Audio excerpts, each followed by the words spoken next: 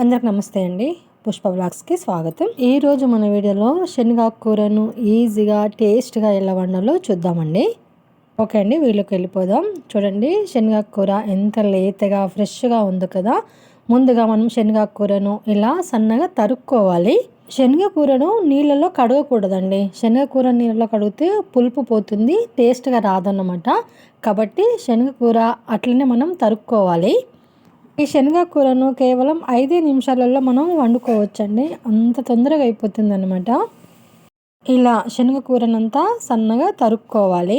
మనకు ఇంత కనిపిస్తుంది కదా ఆకుకూర, వండితే కొంచెమే అవుతుందండి. ఓకే అండి, ఆకుకూర వండేసుకుందాం. ఒక రోల్ తీసుకొని అందులో 1 ఇంచు అల్లం ముక్కను, ఒక 10 పొట్టు తీసిన ఎల్లిపాయల్ని కచ్చపచ్చ దంచుకోవాలి. మీరు కావాలి అనుకుంటే మిక్సీలో వేసుకోండి, కానీ ఇలా కచ్చపచ్చని వేసుకోవాలి. ఇప్పుడు ఇందులో ఒక 10 పచ్చిమిరపకాయలను నీటి కడిగేసుకొని చిన్న చిన్న ముక్కలుగా వేసుకొని సగం టేబుల్ స్పూన్ ఉప్పు వేసుకొని దంచుకోవాలి.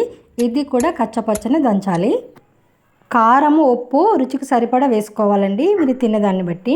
పచ్చిమిరపకాయలు కూడా కచ్చపచ్చ అయ్యేంత వరకు మాత్రమే దంచాలండి. ఓకే అండి, మన కారం దంచినట్టు అయిపోయింది. ఇప్పుడు ఒక బౌల్లోకి తీసేసుకొని రెడీగా పెట్టేసుకుందాం. ఈ శనగాకు కూరలో పచ్చిమిరపకాయ పేస్టే బాగుంటుందండి, సూపర్ టేస్ట్గా ఉంటుంది. పొడి కారం వేయకూడదు. ఓకే అండి, ఇప్పుడు నెక్స్ట్ ప్రాసెస్ చూద్దాం. ఇప్పుడు మనము ఆకుకూర ఏ గిన్నెలో అయితే వండాలనుకుంటున్నామో ఆ గిన్నె తీసుకుని అందులో ముందుగా తరిగి పెట్టుకున్న శనగకూర వేసుకోవాలి. ఎప్పుడైనా ఆకుకూరలు అడుగు బాగా మందంగా ఉన్న కడాయిలనే వండుకోవాలి. నేనైతే మట్టి పాత్రలో వండుతున్నాను. ఇప్పుడు ఇందులోనే ఒక పిడికడంతా కొత్తిమీర, అలాగే కొద్దిగంతా కరివేపాకు కూడా వేసేసుకోవాలి. ఇప్పుడు ఒక పెద్ద సైజు ఉల్లిపాయను సన్నగా ముక్కలు కట్ చేసుకొని వేసుకోవాలి. ఇప్పుడు ఇందులోనే మనం ముందుగా దంచి పెట్టుకున్న పచ్చిమిర్చి పేస్ట్ వేసేసుకుందాం. 1/2 టేబుల్ స్పూన్ ఉప్పు వేసుకోవాలి. అలాగే ఒక 4-5 టేబుల్ స్పూన్ల ఆయిల్ వేసుకొని బాగా కలిపేసుకోవాలి. ఈ ఆకుకూరలు వండేటప్పుడు సాల్ట్ విషయంలో కొద్దిగా జాగ్రత్తగా ఉండాలండి, చూసి వేసుకోవాలి. ఎందుకంటే మనము కూర వండేటప్పుడు మనకు ఆకుకూర ఇంతగా అనిపిస్తుంది, ఎక్కువ అనిపిస్తుంది. వండిన తర్వాత కొద్దిగానే అవుతుందండి, కాబట్టి కొద్దిగా చూసి వేసుకోవాలి సాల్ట్ని.